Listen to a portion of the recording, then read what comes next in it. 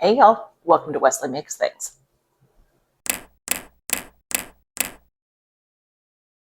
I am ending a very long day of reactions for myself with one of my absolute favorite creators on the platform, for sure my favorite storyteller on the platform, the one, the only, the Fat Electrician.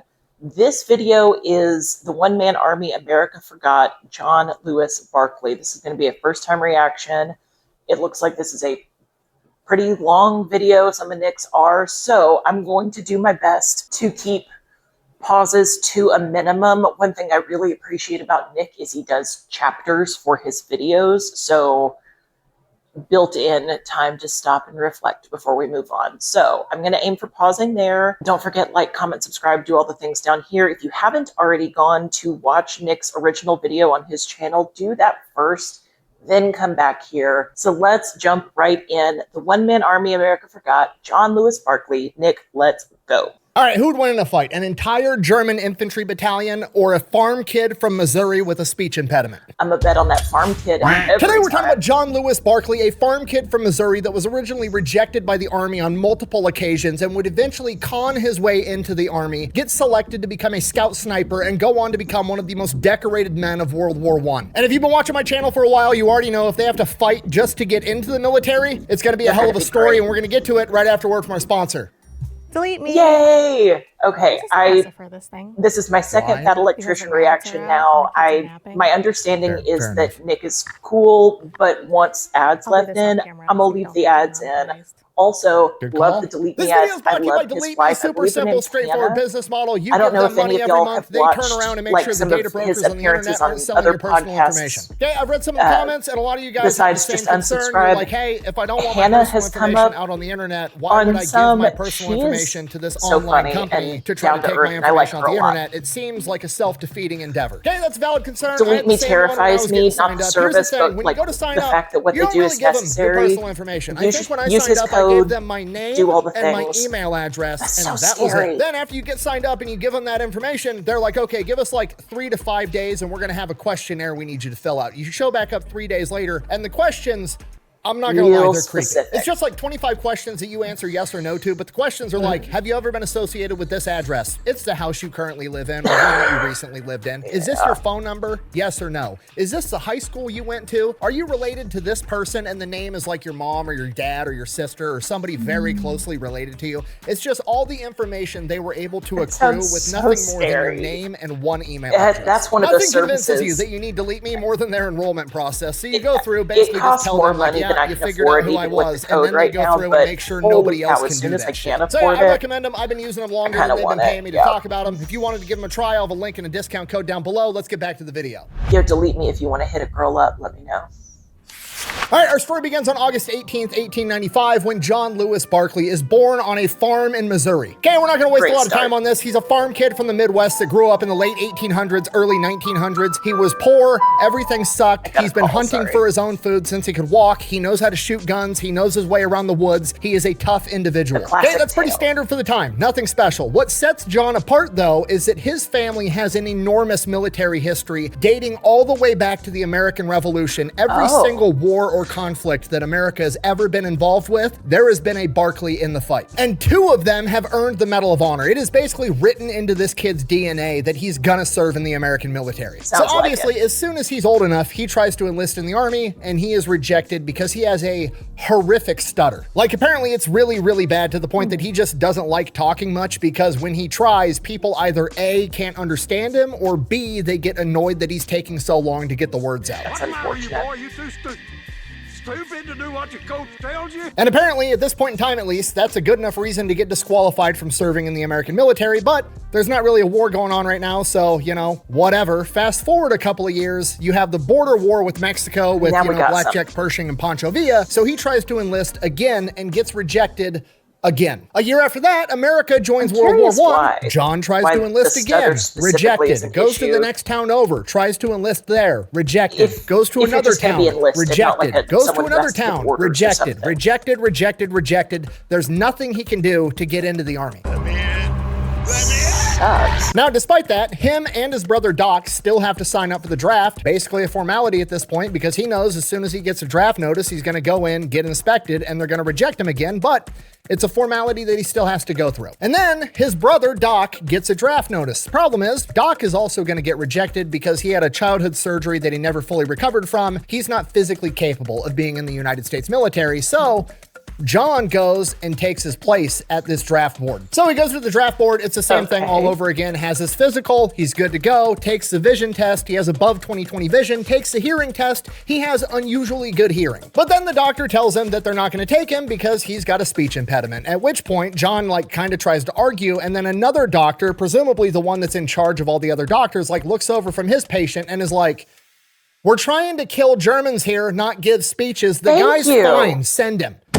Thank you! Yes. Finally, somebody's got some common sense. Yeah, maybe don't make this kid a radio operator, but other than that, he's fine to go into the trenches of World War I and fight. An unpopular opinion, as much as I'm not trying to make fun of somebody with a speech impediment, if you gave me a choice of hey, would you rather get your ass beat by a guy with a stutter or a guy without a stutter? I'm picking the guy without the stutter because getting your ass beat by a guy with a stutter is kind of embarrassing. I don't really know why, okay? This is psychological warfare. Stop getting it! Looks like Boucher knocked him out cold. I love my mama very much. Now you know that. So now John's in. He's happy. This is all he's ever wanted to do. He's living up to his family legacy. He heads back home. He packs his shit. He goes, gets engaged to his girlfriend, and heads to the train station. He's getting shipped off to basic training. At the train station, meets another guy that's also headed to the same place, a guy by the name of Tom O'Leary, who's apparently been a hobo for the past couple of years, but they wind up hitting it off and become good friends. They're hanging out on the train the entire time. Then, while they're at one of these train stations on their way to Camp Funston, him and Tom are hanging out at the train station, and this old guy with this really long white beard comes walking up to him and is like, "Are you guys soldiers? You look like soldiers to me. I think I'd recognize them." And they're like, yeah, we're going to basic training right now. We're going to go fight in World War I, or the Great War as they called it back then. And the guy is like, I'm a veteran of the war between the states.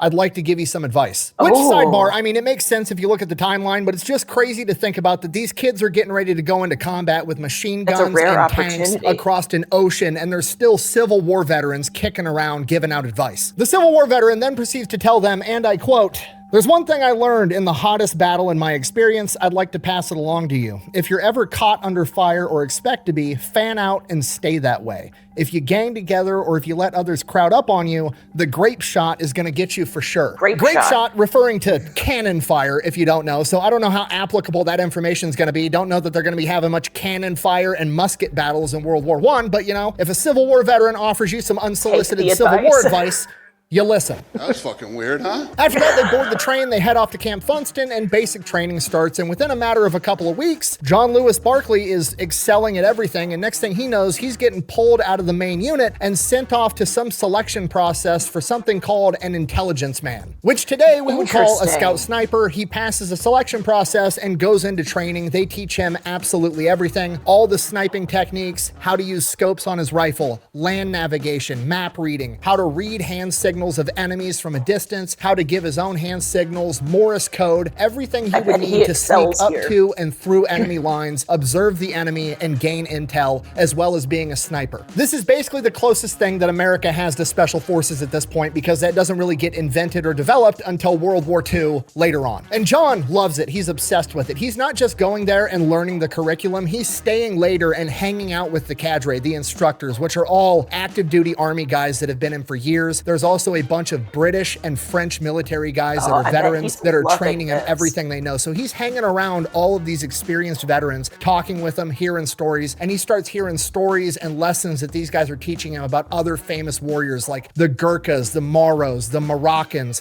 from all over the world. There's a lot to learn there. Smart motherfucker, that's right. And this is one of John's best qualities that's probably going to wind up saving his ass multiple times. It's just wanting to learn more all the time and taking advice from these experienced warriors and actually internalizing it. And it's all the little tiny advice that you could only get from them. He says that the British or French officers at one point told him that if you ever take a German machine gun position and the machine gun still has the breech block inside of it, take that breech block and keep it with you at all times, because usually when the Germans abandon a machine gun, they take the breech block out to disable the gun. But if you bring one with you, you can get that gun up and running again, and then you can use it. Just something that's obscure and benign that you would never figure out until it was too late. And he's going to take that and remember it forever. It's all those little details. So he finishes up scout sniper training. He becomes an intelligence man, and then they send him back to his original unit. Now, while he's been gone doing, all this sniper training and scout training and intel training, everybody else has just been going through normal basic training, marching, drilling, becoming disciplined, becoming a conventional soldier. So when he gets back to his unit, everybody else is all like super disciplined and squared away. And he's like, I learned how to kill people. That's about it. So he kind of becomes like the unruly problem child of the unit that the chain of command doesn't really like. But the chain of command is like, okay, well, there's a win-win situation here. We can't get booze onto Camp Funston. It's strictly banned. They search everybody's bags. It's impossible to get booze in here. And the chain of command and everybody else wants booze. And we've got this problem child. What if we tell him to try to smuggle booze into the base? Worst case scenario, he gets caught, he gets kicked out of the army. Then we don't have to deal with him. Problem solved.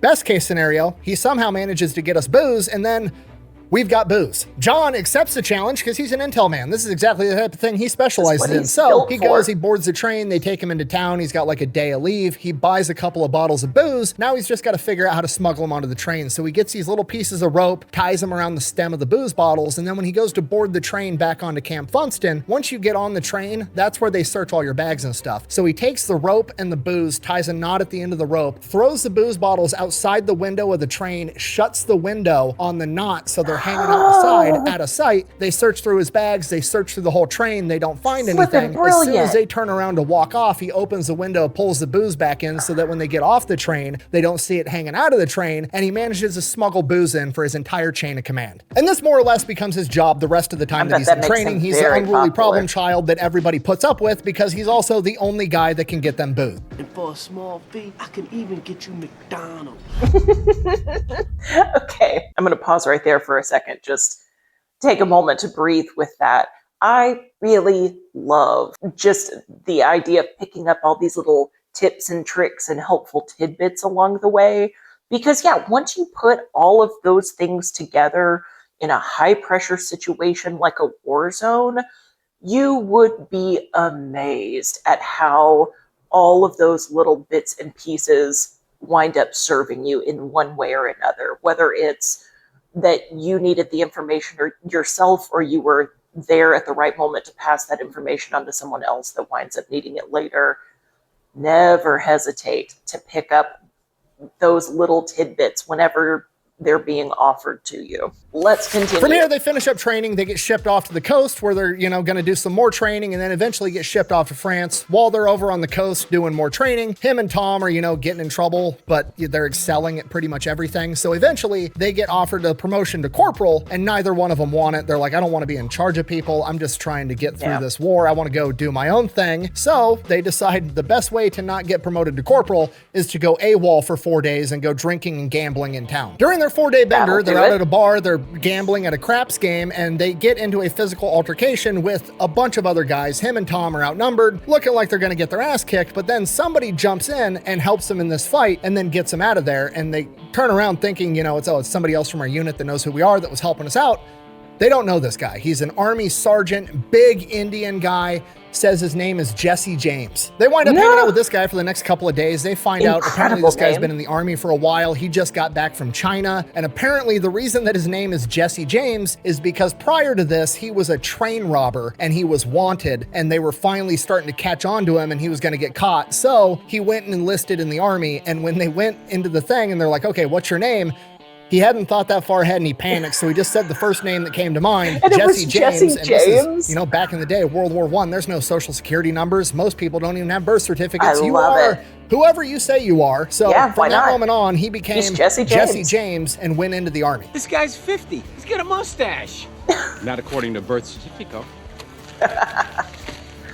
I am 12. So John and Tom wind up becoming best friends with Jesse James, and then he's like, I'm a sergeant in the same division, so he goes to the chain of command and has John and Tom put under his command in his squad, which is also a scout sniper intel squad, and it's perfect. Like, this is the crew now. They go back to base, they introduce him to his other guy, this huge black dude by the name of Floyd, that is affectionately or unaffectionately nicknamed N-word Floyd. I don't know if there was multiple Floyds or whatever, but he even calls himself that, N-word Floyd. I don't know if they're just trying to set a tone or what, but I mean, I'm probably just going to call him Floyd for the sake of my career. Okay, weird nicknames aside, this is the crew now. This is the boys that are going to go to war together. We've got the farm kid from Missouri, Tom the hobo, Jesse James the Indian train robber, and Floyd. From here, they start training together. Jesse James is showing them all kinds of Native American tactics, how to kill people with a knife, all kinds of stuff. Then they ship off to France. While they're on the boat, John is getting letters back home from his fiance, and in the letters, she's like very nonchalantly telling him how she's going on dates with other guys. No. Don't like that. From here, they make it into France. They get away from the port. They get into this town where they're going to be for a while, going under some more training. They're getting a bunch of training from French intel officers, most of it specializing in like learning how to use every gun they could possibly run into on the battlefield. German guns, French guns, British guns, all the tips and tricks, and John is soaking up all of it. When he's not training and he's not out drinking and gambling with the boys, John goes out into France and finds himself a nice French girlfriend because, well, his fiance is apparently cheating on him, and fair is fair. Doesn't really say much about his relationship at this point in time, but he does say that having a language barrier was kind of cool because for the first time in his life, he felt like he wasn't getting judged for his stutter. This goes on for a while, then eventually it's time to move on towards the front lines, and, you know, he goes to say goodbye to the girlfriend, does the whole, you know, I'm gonna go win this war and come back for you thing, and in broken English, she responds, no, no, no, they never come back. To which he's like, they, how many other guys were there before me? She's like, oh, like 5? And he's like, I gotta go. It's wartime, man. What are you going to do? I don't have anything to So add. the gang and the rest of the 3rd Infantry Division make their way up to the front. They're near this town called Chateau Thierry, and this is where John starts going out on scouting and sniping missions. Sometimes he's by himself, sometimes he's got another guy with him. It's mostly going out to observation posts, sniping at the enemy, getting intel, all the stuff that he was trained to do. Then one day he's back at HQ, so's Jesse. All the rest of the guys in the gang are probably out on missions. They call all the intel guys on hand into the tent and basically say, we got a dangerous mission. We need 5 volunteers. Chain of Command thinks that the Germans are getting ready for some type of big offensive, and they want to be able to know for sure, and the best way they've come up with how to figure this out is to send 5 guys across the Marne River under the cover of night, infiltrate enemy territory, find an enemy soldier, kidnap his ass, bring him back in healthy enough condition that they can interrogate him, and figure everything out. And Jesse is the first guy to raise his hand and volunteer, and as soon as John sees that, John immediately raises his hand too, like if my boy's going, I'm going with him. They get 3 more volunteers, and then they're basically told, okay, go strip out of your uniforms, get dressed in this stuff. They give them all black clothing, black pants, black shirts, black shoes, black stocking caps, full-on cat burglar mode. From here they go, they draw weapons, they grab some grenades. John and Jesse both grab BARs and trench knives, and then they figure out the plan. So basically what's gonna happen, they're gonna have to swim across the Marne River in the dark, regroup after they all get swept apart from the current. One guy's gonna have a rope with him that he pulls across the river with him. Once they get across the river, they're gonna pull a boat across the river with the rope, leave it sitting there, go find an enemy soldier, kidnap his ass, throw him in the boat, and then the guys on the other side of the river are gonna pull them all back in the boat. That's pretty much exactly what happens. They make it across the river, they get regrouped, they're sneaking around behind enemy lines, they're finding, you know, squads of guys, platoons of guys, nothing that they can confront, and then eventually after searching around for a while, they find one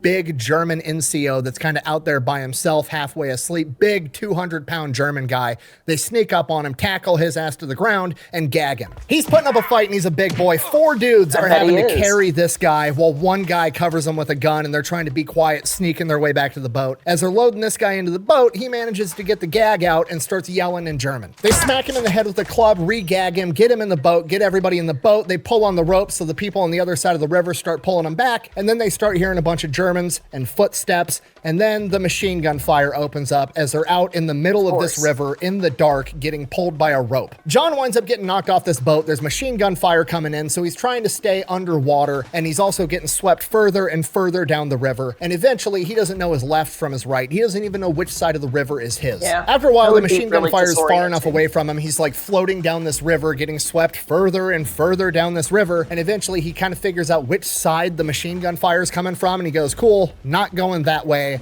crosses the river the other direction. By this point, he's fucking freezing, doesn't know how far down the river he got swept. He gets onto his side of the river and goes and finds an allied unit, not even his division anymore. He got swept so far down this river. They've got him at gunpoint. He's not dressed like an American soldier, speaks pretty good English, but the Germans can do that too. So he basically has to convince these Americans that he is in fact on their team, and after they interrogate him for a while, they let him go. He walks miles and miles back up the river till he gets back to his HQ, gets inside the tent, and asks what the fuck happened. To which the chain of command is like, I don't know, you tell us, you're the first one to get back. At this point, John's freaking out. He doesn't know what to do. There's a good chance everybody everybody else, including Jesse, is dead. He's standing there still soaking wet, shivering. It's night, it's winter. He was just soaked in a river for an unknown amount of time and then walked 2 miles like he's shivering, tells him everything he knows, and then they send him to the aid station. He gets covered with blankets, treated for hypothermia, and then passes out. Then when he wakes up, Jesse's sitting there right next to him. John's super happy, asks what happened. Jesse explains everything. They managed to get the German. He got interrogated,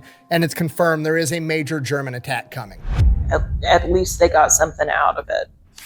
The next couple of days are quiet, and then the Germans launch a massive attack. Huge waves of artillery as well as poison gas. Nobody on the ground knows this yet, but this is one of the biggest German attacks of World War I, the Second Battle of the Marne River. And this isn't typically what you think of when you think of World War I. World War I, you're thinking trenches, no man's land. This isn't that. This is on the Marne River. It is open field. And most Allied units are being driven back by this massive German attack, except for famously John's division, the 3rd Infantry Division, holds their ground. And this is where the 3rd Infantry Division goes on to earn their nickname, the Rock of the Marne, as well as their motto, "Here we shall remain." And John is not right in the middle of it. He's at the front because he's a scout. John's out there with his company before they detach him and send him further into enemy territory. And while they're out there, the trees are getting blown up. Everything's splintering all over the fucking place. There's poisonous gas and artillery landing behind him. There's Germans with machine guns in front of him. It's complete chaos. His platoon comes up on a position that was previously occupied by another unit that had already fallen back. And while they're up front observing, they start hearing a field telephone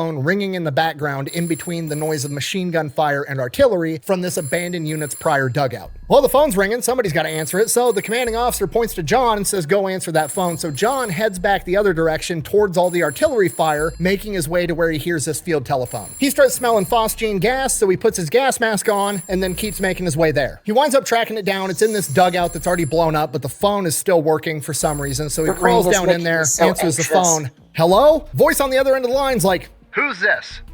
Barkley with the intelligence unit. What's up? The dude on the other end of the line then proceeds to chew him out because it took too long to answer the phone. Barkley just like listening to it for a minute and then cuts him on. It's like, look, dude, I'm in the middle of poisonous gas. If you got orders, give them. Otherwise, fucking, I'm leaving. What's up? I gotta this go. Kind of stops the guy for a minute and he's like, tell your major to tell all of his men to stay in their dugouts.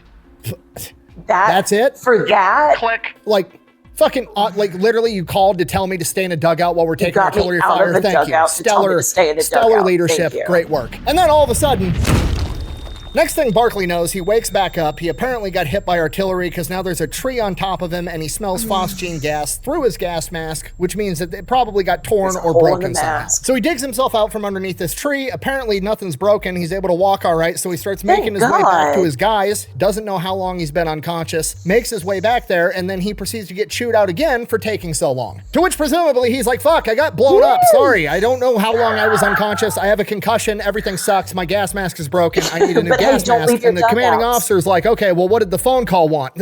Fuck it, they called to tell us not to get blown up, and apparently I can't listen, okay? I'm not having a good day. And then he stops, and he realizes, I sound funny. I sound different. And he realizes for the first time in his life, he's not speaking with a stutter. At this point, he's like, I'm dead or unconscious or I have brain damage. Something's not right. So he makes his way back to Jesse, finds a new gas mask, tells Jesse what happened. He gets like 5 words out of his mouth when Jesse's like, what the fuck is going on? You're talking like a normal person. And from this moment on, never had a stutter for the rest of his life. Incredible. Eyes go cross. She gets kicked by a mule. They go back to normal. I don't know. But there's no time to celebrate because now the Germans launch their ground attack. They get into this huge firefight, basically preventing the Germans from advancing any further. And then once the Germans start falling back, they launch a massive counterattack. My turn. So now John and Jesse are out scouting in front of the rest of the main formation as they're chasing down these Germans. And John and Jesse get ambushed by 3 Germans. They run up and try to bayonet John. John tries to swipe the bayonet out of the way, but it catches him on his right side, right underneath his ribs. He drops to his knees and stabs the guy in through the chest with his trench knife as Jesse fires a shotgun into the other 2. So now John's been stabbed with a bayonet. Jesse asks if he's okay. John says, I don't know, but I'm bleeding a lot. So Jesse grabs him by one arm, runs him back to the rear. Jesse gets him back to the rear, gets him patched up. The bayonet wound wasn't that bad. The tip of it just grazed him. It was about 3 inches long and about 1 inch deep. Which granted, that sucks, but he's right back on the front lines the very next day. From here, they're with the platoon again, and the platoon gets pinned down while they're trying to traverse this wheat field, and they're stuck in this wheat field laying down. They can't even look up to be able to return fire at this German machine gun position because when they move, it moves the wheat and gives away their position. So they are just completely stuck there, unable to do anything. they're fucked. After a while, a bunch of enormous black dudes come crawling through the wheat field with knives in their mouths. John has no idea who these guys are yet, but they're actually Algerian fighters that are fighting for the French. Okay. And John says from the look he got, the smallest one of these dudes was 200 pounds of pure muscle, which back in World War I was a big boy. And they go crawling through this wheat field. Their faces are all scarred up. They've got knives in their teeth. They look like badasses. And about 10 minutes later, the German machine gun fire just fucking stops. They get the all clear. Everybody kind of stands up. They're not getting shot at. They go to the German position, or what was the German position. And as they get closer and closer, there's just dead Germans everywhere, and they're all missing their right ears. It is around this point that John is informed that the Algerian fighters take the right ears of any man they kill as evidence. He then proceeds to look around and sees that one of the Algerian fighters has a necklace with what he estimates to be about 18 ears on it. Good people, lend me your ears. That's disgusting. From here, they continue advancing through this wheat field. They get into the woods. They get through the woods, and when that wood line ends, they get pinned down again. And this time, they send in a sniper, aka Barkley. He gets all camoed up, sneaks around to a good position, has eyes on the machine gunner and the two assistant gunners, drops all three of them, and then shoots 2 rounds into the gun to disable it, and continues watching the position while his unit advances. And as the unit's advancing, a new machine gun crew comes running up, and they have a gun with them. They go to start setting it up, and John takes out all 3 of them as well. Once his unit has that position, John rejoins with them, and he goes over to the machine guns and takes one of the breech blocks out, just like that instructor told him back in training. So now he's got this big hunk of metal that he's lugging around with him in his pocket, but hey, it might come in handy. And this style of fighting goes on for like the next 4 days straight. No sleep, no taking your shoes off. They're literally taking food off of dead bodies and eating it. They have no supplies. They're low on water. They're low on ammo. They're low on everything. The entire unit is literally just walking zombies. Just advance, advance, advance. They're outrunning supply lines.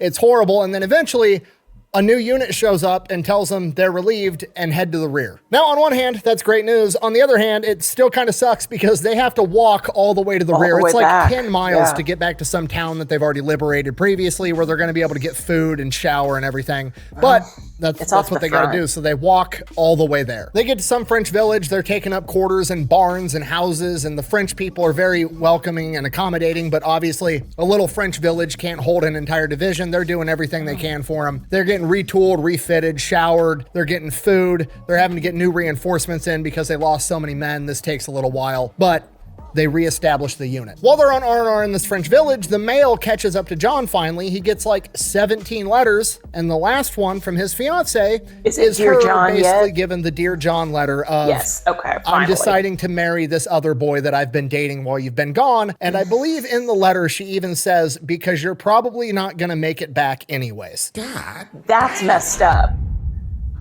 I'm gonna pause right there. One, that's messed up. The Dear John letter, I think, you could tell it was coming just from the previous letters that she had sent, but to tell him that that's why, that's pretty nasty. But I just wanted to comment real quick about open field warfare. Like, when we think about warfare in World War I, trench warfare is usually the first thing that comes to mind. And we know from accounts that it's brutal and it's gnarly and it's very frightening. It traumatized a lot of people. The reason we have trench warfare is to prevent you from being stuck in open field warfare where there is no cover, there's nowhere to hide. You better hope that you get lucky because, like that Civil War vet said towards the beginning, if they've got something that spreads, say like grape shot, there's nothing to give you cover. That's a terrifying situation to be in. I cannot even imagine.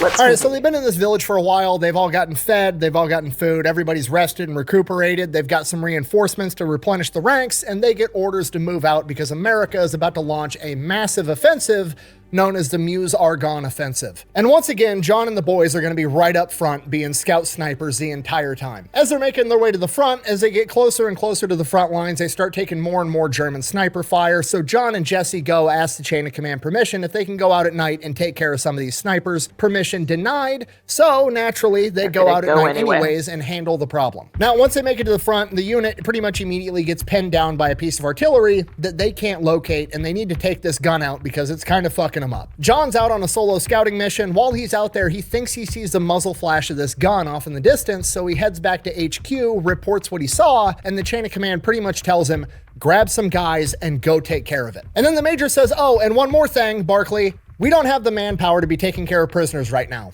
Do you understand what I'm telling you? Yeah. You got it.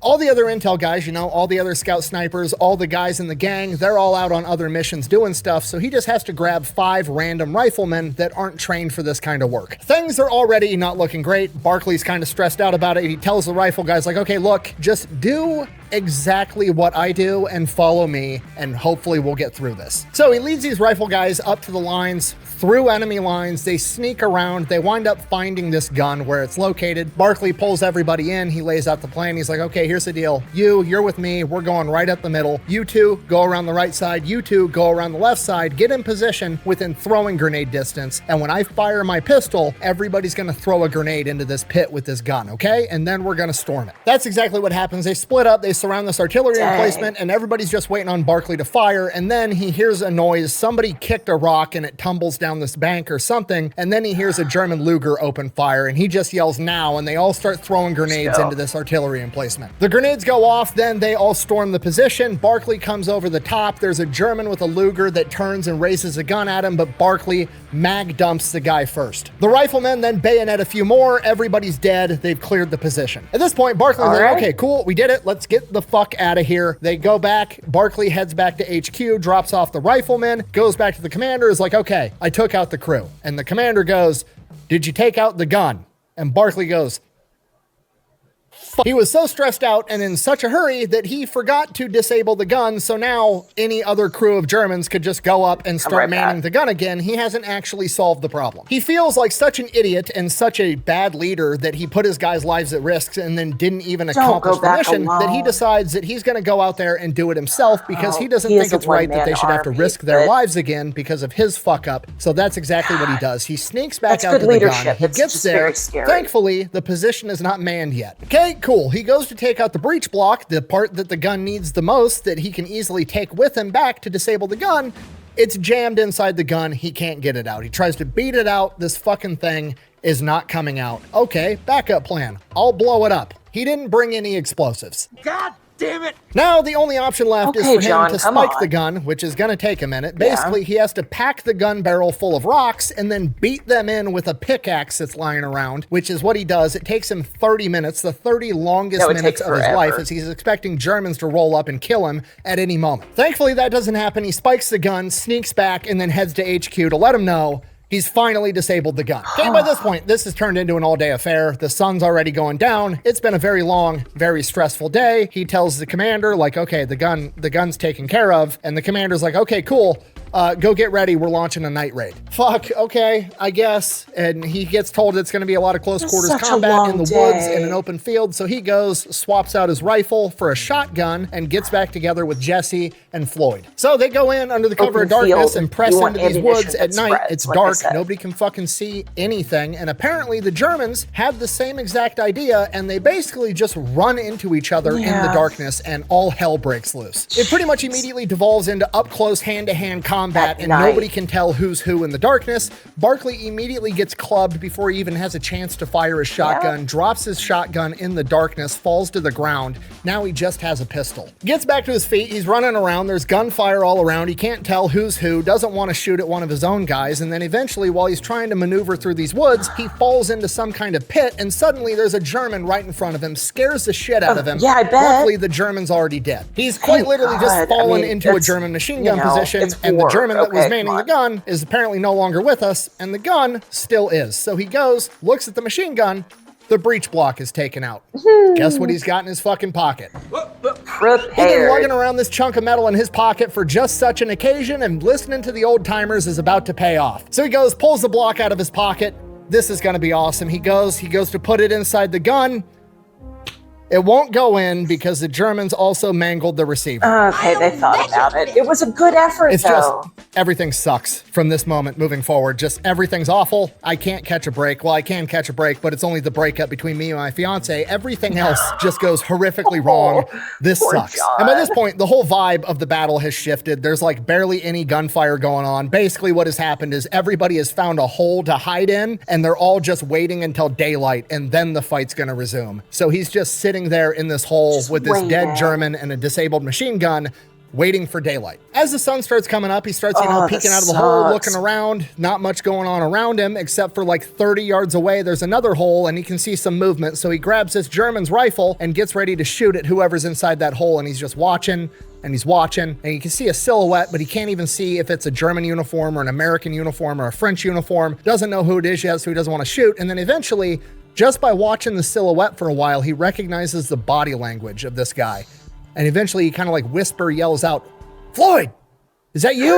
Floyd. It's Floyd. So then Floyd runs over, jumps in his hole with him. Together, they decide they're going to start sneaking back towards friendly lines. They start making their way there, and then eventually they run into Jesse by himself. Only problem, he's headed the other direction, and he's got orders to go penetrate enemy lines and figure out what's going on over there. Well, they're not going to let their boy go by himself, so they turn around and they join him. Germans have fallen back and created a defensive line. They sneak right up to this line. Jesse sneaks a little bit closer, takes out a German sentry with a trench knife, and they slip past, trying to see what troop movements the Germans are doing on their side of the lines. They're moving forward, and then eventually they run into an entire platoon of Germans. They pretty much do the only thing they can do at this point. They open fire, and then as soon as they realize what's going on and start returning fire, they turn around and they run. Barkley stumbles, loses his helmet, not stopping to get it, keeps running. Floyd winds up getting shot through the arm as they make their way all the way back to their lines. They make it back to their company. They're trying to get Floyd back to an aid station because he's got a gunshot wound, at which point they're informed, we're basically stuck here because now the Germans are shelling and dropping mustard gas behind us. So it's like Germans are here, they're here, wall of German artillery fire and mustard gas. They're boxed in. So they bandage Floyd up the best they can. Barkley goes, grabs a helmet off of a dead soldier, and it's like, I guess we're fighting until we got another option. So they head to the front and fight until like noon that day. As the fighting dies down and the adrenaline starts to wear off, Barkley kind of starts to realize, like, my fucking head is itchy. At first he thinks he has lice, and then he takes the helmet off and realizes the helmet got hit with mustard gas, which is a blister agent, and he now has chemical burns and blisters all over his scalp. At this point, they kind of have a meeting of the minds between Jesse and Floyd and Tom and, you know, the gang, and they're basically like, okay, are we going to go to the aid station? Because we're all going to get medevaced if we do. We're getting pulled from combat. And Floyd, the guy who's been shot, the guy presumably in the worst condition, is like, absolutely not. I'm not leaving. I'm staying up front where the fight is. At which point, nobody else is allowed to bitch out either, so I guess we're all staying. So they bandage Floyd's arm up a little bit better, rinse it out with alcohol. They get iodine and scrub all the mustard gas off of Barkley's hair, get him a new helmet,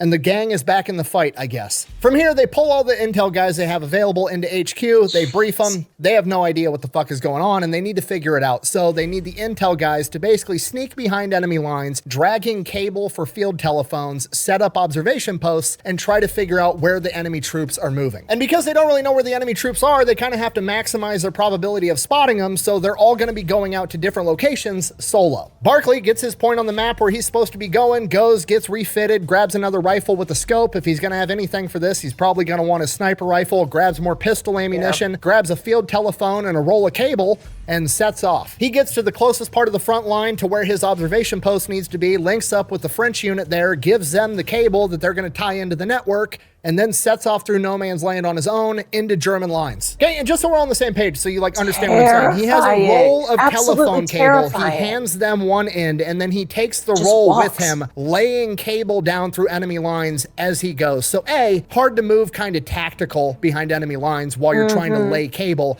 and B, there's a literal string showing the enemy where he is if anybody walks past it. Like, this mission's insane. But hey, somebody's got to do it, and I guess it's going to be him. He finally makes it to where he thinks his position is supposed to be. It's kind of hard to tell because it's pitch black at this point in time. It's like 2:30 in the morning, and he just kind of like finds a hole and lays down in it. And he's like listening around for a while, doesn't hear anything, must not be anybody too close. And, you know, hard to be an observation guy in the dark when you can't observe anything. So he kind of decides, haven't slept in 2 days, my scalp itches, fuck it, I'm going to bed. Barkley wakes up at dawn. He's looking out of his position. He's like, oh shit, they gave me a really good observation position. He's on this ridge overlooking this field. And then on the other side of the field, there's all these trees. And he's looking around, and off in the distance, in the field, he sees this French tank that's been knocked out. But other than that, there's really nothing going on. He radios in to check in, make sure the phone's still working, reports that nothing's happening. From here, he kind of hops out of his little hole and starts looking around. And he had walked through a bunch of German fighting positions that had been abandoned last night that he just couldn't see in the darkness. There's abandoned German machine gun, a bunch of ammunition, all kinds of shit in relatively close proximity to him. Okay, good to know that at least. Heads back to his hole and just keeps observing. From here, he's just hanging out, observing, trying to stay awake for the most part, checking in every once in a while. Nothing's really going on. And then after a while, he sees some movement in the trees across from this field. And then he sees a lot of movement in these trees from across the field. And then he realizes it's an entire German infantry battalion, like 500-600 guys getting ready to move to launch a massive attack. So he grabs a field telephone to call in and report it. The line's dead. Somewhere along the line, it got stepped on, blown up, cut. Something happened. He now has no way to communicate and let them know that this massive attack is coming. What the fuck is he gonna do? Okay, and remember, he's well behind enemy lines and it's broad daylight out, so there's presumably a bunch of Germans behind him, so he can't exactly just run back and warn everybody because he's gonna run into a bunch of Germans and he's gonna get killed. He's basically stuck here until night at a minimum. But he's gotta do something, right? So now he's looking at this knocked out French tank like, okay, I could maybe use that as a fortified firing position, but I need a machine gun. There's a German machine gun back behind me. Okay, we could get that over there, but I'd have to carry the gun, then I'd have to go back, get ammo, go back, get more ammo. It'd be a bunch of trips. There's no way that 1,200 eyeballs in that wood line aren't going to see me and come over here and kill me. I can't do anything. And then, for whatever reason, divine intervention, Allied artillery starts dropping smoke rounds in this field, putting up a wall of smoke between this tank and that wood line. Barkley immediately hops out of his hole, runs over to that German machine gun, opens the gun up, grabs the breech block out of his pocket that he's still been carrying with him this entire time, goes to slide it in, hoping to God that it fits, and it does. Grabs the gun, hauls it to the tank, gets it inside, runs back, grabs all the ammunition, multiple trips. He estimates 4,000 rounds of ammo, gets as much of it inside the tank as he can, and puts the rest right outside the hatch door. Mounts the gun in one of the observation ports and waits. The smoke starts to dissipate. It clears out. The Germans aren't moving out yet. They're probably waiting to see if the Americans actually know where they're at, or if that was just a lucky shot with some smoke, just throwing out smoke screens randomly. You know, it happens. American artillery never comes. Must have just been a lucky shot. They all start moving into this open field. Barkley keeps waiting, and he keeps waiting, and he keeps waiting until all of them are out in the open. And as soon as they're all out in the open, he opens fire. He runs through an entire belt, reloads really fast, runs through a second belt, and then on the third belt, the gun is already starting to overheat. He's gonna have to slow down and do short controlled bursts to keep this gun from overheating. By this point in time, a lot of the Germans have already made it back into the wood line. Some of them have found holes, depressions in the ground, places to hide. By this time, a lot of the Germans in the wood line are already starting to set up machine guns. They're trying to light this tank up with machine guns, but it's a fucking tank. Rifle fire's not getting through it. But it is going to make Barkley's life absolutely miserable because he said the sound of those machine guns hitting that tank sounded like 1,000 hammers were beating on it constantly. And from here, it kind of turns into a weird, twisted game of red light, green light. You see, from Barkley's perspective, he's got to try to convince like 500 guys spread out across this battlefield to all keep their heads down and to not rush him. And he's only got one machine gun to do it, and this isn't a movie where you can just hold down the trigger on a machine gun and it'll shoot forever nonstop. No, he's got to do short controlled bursts, otherwise he's going to melt the barrel on this gun. And he has to manage reloading. On top of that, the entire thing is extremely disorienting because, like I said, the tank sounds like it's getting hit by 1,000 hammers. As he's firing, the gun's creating an immense amount of heat, and he's stuck inside of a metal box with it, and it's blowing gas and fumes back into the tank too. And from the German perspective, they have to try to get close enough to be able to take Barkley out, whether that be with grenades or by getting close enough to actually put accurate gunfire into one of the holes that Barkley's shooting out of. So every second Barkley isn't firing, they're going to be asking themselves, is this it? Is this my chance? Is he reloading? Did the gun overheat? Is this our chance to get closer to this guy, to go in there and take him out? Like I said, a life or death game of red light, green light. After the initial few minutes of the battle, the Germans have pretty much consolidated in two locations. They're in the wood line and they're over here on this hill. So now Barkley's just kind of bouncing back and forth between the two locations, throw some fire over here, keep him down over here, throw some fire over here, keep him down over there. The Germans start trying to do different stuff enough to take Barkley out. They lay down a bunch of machine gun fire on the tank to disorient him, and then they send a couple of machine gunners out into the open, trying to get close enough to get accurate fire on this porthole so they can shoot into the tank and take out Barkley. Doesn't work. Barkley takes out both machine gun crews. But it's not constant action. If the Germans are all keeping their heads down, Barkley's perfectly content with not firing. Let the gun cool off. He's already dumped all the water that he has into the water jacket over this barrel, trying to keep this gun from overheating. And it's during one of these lulls in the battle that Barkley notices that there's a singular random rifle fire off in the distance, like way off in the distance, like 800, 1,000 yards away. And finally, he's looking around trying to see where it's coming from. It's coming from behind him. And then he sees over on the hill where the Germans are, one of the Germans gets hit and tumbles over. Barkley hadn't even seen that guy standing. That's why he wasn't shooting at him. But apparently he's got somebody out there shooting for him. And it goes on like this for like an hour. Just Barkley trying to manage this entire situation without overheating the gun and reloading all at the same time, all while the tank is getting hotter and more full of fumes the entire time. It sucks. But then it gets 1,000 times worse because a 77mm round impacts near the tank. And Barkley's like, oh shit, they got some type of gun up here. And he starts scanning, looking, trying to find this gun, and then a second round hits, and it's even closer. They're walking the fire in on him, and he can't find where this gun is. Then a third round hits, even closer. Then a fourth goes right over the top of the tank,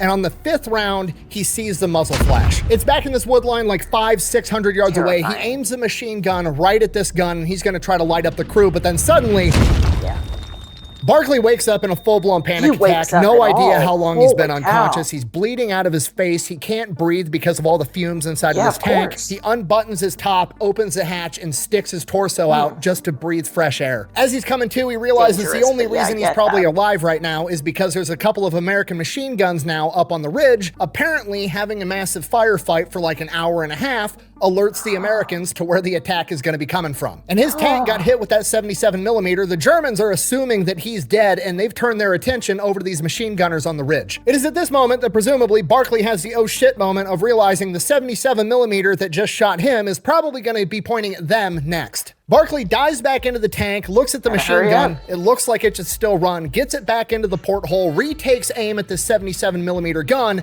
and lights it up with like 3 belts of ammunition, trying to destroy the gun, kill the crew, anything he can do to take this gun out of the fight. We don't know how it works, but it works because that gun never fires again. So that's good, but it creates a bigger problem because he's essentially just burned up his machine gun. It starts sputtering. He can't get more than 2 to 3 rounds out of it without it jamming. And the Germans know that he's alive, and they are now shooting at his tank again with machine guns and rifle fire. He's got a spare barrel outside the tank next to all the ammunition, but he doesn't have any more water to put inside the cooling jacket, so it's just going to burn up right away anyways. He's dead in the water. So he decides the only way he's going to have a chance at making out of this alive is if he crawls into the driver's compartment, exits through that hole, which is facing the wood line during a lull in the fire, and try to make a break for this wood line and get into the woods and run. So he crawls into this driver's compartment where he's going to wait for a lull in the fire, and once he gets inside this driver's compartment, he finds a jug of oil. At this point, he's like, water, oil, it'll cool the gun either way, right? Fuck it. He crawls back into the main part of the tank, pulls the gun out of the porthole, takes the barrel out, gets ready for a lull in the fire. As soon as the fire stops, he sets a land speed record, getting out of that tank, grabbing the other barrel, installing it on the machine gun, filling the water jacket full of oil, getting it back outside the porthole, and he is moving like a NASCAR pit crew. Why is he moving so fast? Because it's the world's most fucked up game of red light, green light, and there's only one reason they quit firing, and it's because they're sending their guys up there to come get him. He gets that machine gun back out the porthole just in time as 2 rifle squads are 50 yards away. He opens fire,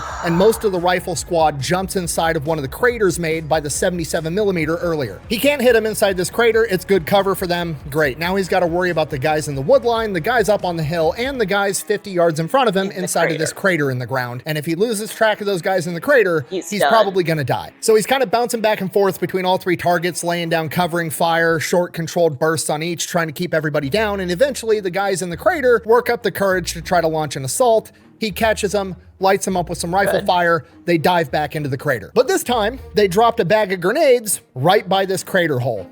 takes aim at that, shoots the grenades, blows it up, takes care of all those guys. From here, it goes back to what it was before. He's just repelling waves that try to come attack him, and he's trying to keep guys down in the wood line, trying to keep him down over on the hill. But the problem now is the oil inside the cooling jacket is hot, giving off fumes when the gun starts to overheat, and it's filling this tank with way worse gas than before. He can barely breathe in there. This goes on for a little while, and then the gun starts to act up more and more. He's getting jams every once in a while. Then he's getting jams pretty consistently, and on top of that, he's starting to run low on ammunition. Can't breathe. He's hot. He's tired. He's been blown up. He's just, it sucks. And he's just starting to come to the realization that this is probably going to be the end, and they're probably going to come get him soon, and there's not a whole lot that he can do about it. Eventually, he's had enough, and he takes a break. He tells himself he's giving the gun a chance to cool down to see if it acts better, but really, he knows he's just waiting for them to come get him. So he's just sitting there waiting for the end, and then he hears a massive explosion, and then another and another, and he runs over to the porthole, looks through it, and the hill with all the Germans on it is getting hit by American artillery. And then the wood line starts getting hit with American artillery. And then within a matter of minutes, American forces are pouring into this valley. The Germans are retreating. He's finally got lucky. Slow luck is better than no luck, I guess. He crawls out of this tank, breathing fresh air for the first time in hours, and he's just sitting there waiting, taking a minute, appreciating the fact that he's going to live to see tomorrow. And next thing he knows, a rifle platoon rolls up on him. The lieutenant in charge is like, who the fuck are you? And he's like, I'm Barkley, 3rd Infantry Division, this unit, yada, yada, yada. And the lieutenant's like, what happened? He goes, I was fighting the Germans inside that tank. Lieutenant looks at this tank that's been blown up multiple times at this point and the field of dead Germans in front of it and looks back at Barkley like, what the fuck? And Barkley asks him, yeah, do you know where my unit is? And he's like, no. And Barkley's like, all right, well, I'm gonna go find him, and then just starts staggering back to where his headquarters was. Starts making his way back. He gets back to where like his original observation post was up on this ridge. Here's another big explosion, turns around and looks, and it's German heavy artillery way back behind the line. Finally got his tank sighted in, and they are just bombarding the spot where his tank is. Close. So close. I thought he was talking about me there for a second. Barkley wakes up the next morning in his cot. Jesse's sitting right there waiting for him to wake up, asks him what happened. Barkley tells him the whole story, and once he gets to the end of the story, it kind of like dawns on him. He's like, I don't know many men in the entire division that could be making accurate 800,000-yard shots like whoever that sniper was that was shooting guys on the hill for me. Jesse just kind of smiles at him and is like, I told you I'd always have your back. From here, Barkley takes like 3-4 days to recuperate and then goes right back into combat for the rest of the Meuse-Argonne offensive, which is like another 4 weeks straight. Because of the sleep deprivation and like the 17 concussions that he's accrued at this point in time, it all kind of just blurs together as just combat after combat after combat, except there is one mission that kind of stands out. Barkley gets sent out on this scouting mission. He finds what he believes to be a German headquarters inside of this dugout. He goes back and reports it, and the chain of command is like, okay, cool, great, yeah, whatever. And he's like, what do you mean? I found a German headquarters. Let's go fucking take care of him. And the chain of command just like isn't interested for some reason. So Barkley grabs a couple of guys. They MacGyver themselves up a 30-pound bomb, smuggle it into the German headquarters dugout at night, and blow the entire thing up. After that, he fights through the rest of the Meuse-Argonne offensive. When that finally comes to an end, his unit gets sent to the rear back to some French village where they're going to have some R&R, rest, recuperate, get reinforcements to replenish the ranks. The same thing all over again. While they're in this village, the word on the street is they're going to be launching another huge offensive soon. It's going to be big enough to end the war. So Jesse and John start gearing up, getting ready for that. They're studying maps. They're learning everything about the general area. And then one day the captain calls them into his tent. They go in there and the captain informs them that he's put them up and they're going to be going off to officer school. They kind of talked amongst themselves and they're like, there's one more big push and this war's over. I don't want to be at officer school while that's happening. I'm not staying in the army after this is over. There's no point in going. They go back to the captain. They refuse his offer, basically say they want to be here to end out World War I. Next day, they're in the tents. They're studying maps. They're learning. They're getting ready. They're gearing up. And then a huge celebration breaks out in the background. They walk out of their tent and they're like, what is happening? The French people are throwing a parade. They're drinking. They're yelling stuff in French. People are crying. John and Jesse are looking around like, what is happening right now? And somebody tells them the armistice was just signed. And they look at each other and they're like, the fuck is an armistice? War's over, boys. It then gets explained to him, it means peace. The war is over. They've signed the treaty. We're all going home. Unfortunately, it wasn't quite that easy. They didn't just get to pack their bags and go home. The whole unit moved into Germany. They're going from town to town. They're meeting the German people. But hey, the combat's over. People are not dying anymore. And while they're going from town to town in Germany, they wind up in one of the bigger towns, and John gets selected to be on guard duty for some wealthy baron that basically runs this town. So John goes out, he's on guard duty, while the baron has a pretty attractive daughter that John starts shacking up with and dating. And while that's going on, he's also spending a bunch of his free time gambling, and he is just stacking up money like crazy. His luck has done a complete 180, and he is making thousands and thousands of dollars gambling on craps. And then one day he gets called into his officer's tent, and the officer's like, hey, make sure your uniform looks extra good tomorrow, okay? Good, perfect. Not You're suspicious dismissed. at all. And John's like, okay, that was weird, whatever. He leaves. Next day, humongous formation. There's 3 divisions there. They're all formed up, standing in the sun, something formal, you know, boring. They're all standing there. John's not really paying attention. There's like talking people up front going on in the background. And then all of a sudden he hears his name, John Lewis Barkley, report. And his head kind of snaps up like, oh shit, what? He looks at his captain. John. The captain looks at him like, get up there. So he runs up front. There's already a couple guys up there standing at attention. So he just kind of gets in line and stands at attention too, not knowing what's going on, worried he's about to get in trouble. Then they put him at ease. He stands at ease.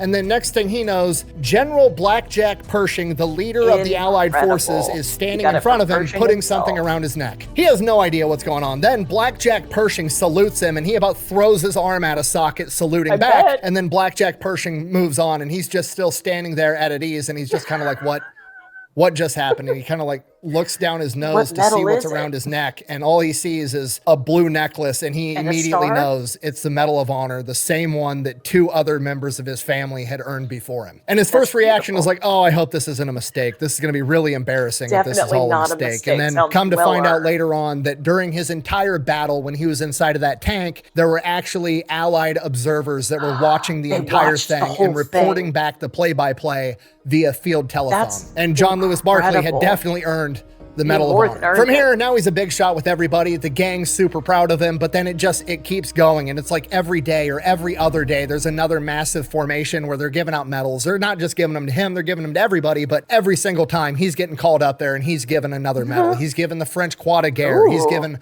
all kinds of stuff. This goes on for a little while, so long, in fact, that the gang actually starts giving him a hard time. Like, this guy can't even go outside to go to the bathroom without somebody throwing a medal at him. And then he is informed that he has 30 days of leave. He's got a Medal of Honor. He's feeling pretty good about himself. He's got thousands of dollars that he won gambling, and he's like, I'm going to Paris to have some fun. So John goes off to Paris on leave with a load of money in his pocket, and it's not what he had in his mind. You know, you think of Paris, you think of what we all think of when we think of Paris. You know, the Eiffel Tower, lights, good food, music, fancy clothes, yada, yada, yada. But this is Paris right after World War I. Like, everybody's poor, the streets are dirty, everybody's starving. It kind of sucks. And then one day he goes into a shop, and the shopkeeper at this shop is the most attractive woman he's ever seen in his entire life. So John is like, luck's been pretty good lately. He shoots his shot, asks her out on a date, and she's like, no.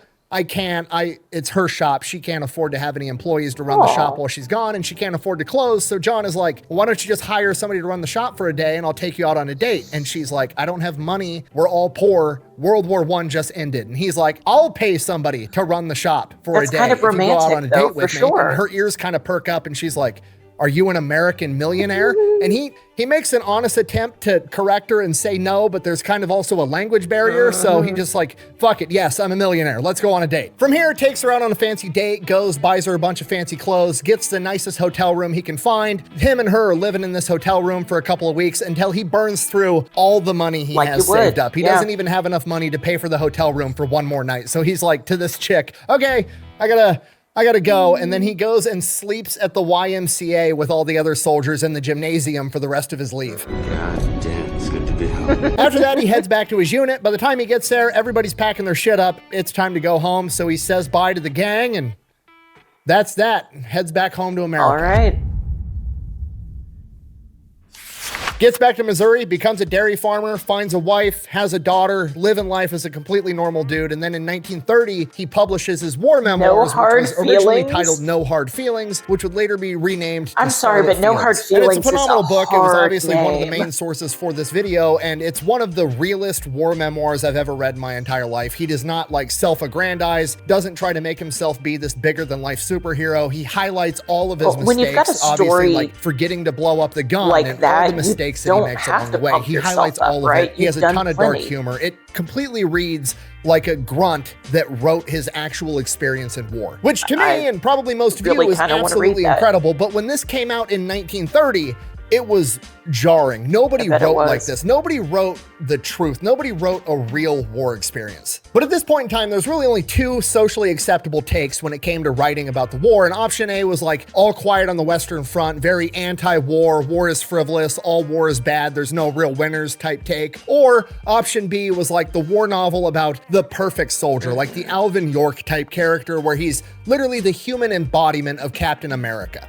That is America's ass. And that is definitely not what John Lewis Barkley wrote in his book titled No Hard Feelings, in case you can't tell by the title. He fully acknowledges that he was a troublemaker, made a ton of mistakes, he killed the enemy, didn't really feel that bad about it. Not to say that he enjoyed it, but he fully acknowledged it was them or me, and I was choosing me every single time, and he doesn't feel bad about that. And that, to those people at the time, was just completely jarring, and because of that, his book kind of flopped, and he kind of got painted as like this feral, wild monster that enjoyed killing. And that's probably honestly the only reason that you've never heard of this guy, because he is one of the most decorated soldiers of World War I. You've heard of Alvin York, you've heard of Audie Murphy, you've heard of all these other people that have very similar accolades and stories to him, but you've never heard of him, and that's because he wrote the truth, and the truth in 1930 wasn't politically correct. And after his book came out and he had essentially been painted as this like mad killer that enjoyed war, which is a total mischaracterization, he would later go on to write this. Quote, "If you're going to write something about me, I hope you won't make me out to be some kind of wild beast or killer, and I hope no one will think of me that way. I'm not. I never had a fight in my life before I went to war. I've never been arrested. I'm just a soldier who happens to believe that there will be more need for soldiers before this world has run its course." Very real. And again, you have to remember, this is 1930. This is like they're not in the ready wake of for World War I, all of the Western world was basically like, never again. That was the war to end all wars. We're never going to see war like that ever again as long as we live. We can't ever do this again. Blah, blah, blah, blah, blah. And here's John Lewis Barkley basically saying, we'll be back. No, it's not. You're always going to need people just like me that are willing to go out there and get the job done. And people absolutely did not like it. He goes on to give a more in-depth interview where he scarily accurately predicts World War II 10 years ahead of time in 1930. He says, and I quote, "No, the last war wasn't a war to end all war. There'll be another one. The world isn't civilized enough yet to end war." He then goes on to explain he thinks that the next war is going to start over in Europe, probably being provoked by Russia and Germany, which is exactly what happened when they fucking invaded Poland. It'll consume Europe and then it will spread to the US, which is exactly what happened. He then goes on to predict exactly how the next war is going to be fought. He says the next war is going to be fought mostly in the air. We'll have everything we had in this war except for cavalry. Tanks are going to replace the cavalry, and we're going to have way worse chemical weapons. Technically, the chemical weapons weren't worse, but we did develop nuclear bombs. He then goes on to more or less advocate for the fact of like, hey, you guys should just accept the fact that war is going to keep happening. We should prepare for it instead of sticking our heads in the sand and pretending like nobody's ever going to try to start shit again. Nobody wants to hear that. Nobody prepares. Nobody listens. This is why Great Britain has appeasement, which allows Germany to rise to power and take over most of Europe. This is why when Pearl Harbor happens, America has no real military to speak of, and they have to raise an entire army, and nobody was ready for World War II on the Allied side. But nobody wants to listen to John Lewis Barkley. What does he know? He's just, been there, done that, and one of the most decorated men to ever do it. Why would his opinion matter? So he's like, fine, give me my overalls, goes back to Missouri, becomes a dairy farmer, lives happily ever after with his wife and daughter, passes away in 1966 at the age of 70, living long enough to see himself become right. And I'm sure he took absolutely zero pleasure in it. And that is the story of John Lewis Barkley, one of the most decorated men of World War I. Thank you for watching. Best way to support the channel is go buy some merch, maybe drink some Echelon. Links for both of those available over at thefatelectrician.com. Quack bang, out. So we know Nick. If you get anything out of this story, Okay, be like John. Listen to the old guys that have been there and done that. They know a thing or two because they've seen a thing or two, and their advice just might save your life, or at best, potentially prevent World War II. Well, that is certainly one way to look at it. I absolutely agree with when you're given that kind of advice by somebody who knows what they're talking about, take it. Take these headphones off. I do just want to say it is really easy to look at statements like what John made at the end about predicting World War II and say, you know, he must have known something or seen something or had some kind of genius level knowledge. The impression I get is it's a guy who paid attention the first time around. The political structure that was kind of percolating under everything, that was already coming up. A lot of the players in World War II had leftover grudges from World War I. So a lot of people predicted at least parts of the war, how the war would escalate. Maybe not, you know, specifically like what the Nazis were actually doing, that kind of thing, but that it would involve Germany. It would probably at least at some point involve Russia, which that's a whole other thing we can talk about in a different video, because yes, Russia ended the war with us, but they didn't start the war with us. So please leave a like, comment, you know, subscribe, share, do all the things. Let me know down below what other things you'd like to see me react to. Definitely, I do plan to do more Fat Electrician. If you've got other interests or different videos of his that you'd like to suggest for me, let me know. As always, Jesus and I love you, Joe. Jesus and I love you too, Lise. Jesus and I love you. Later, y'all.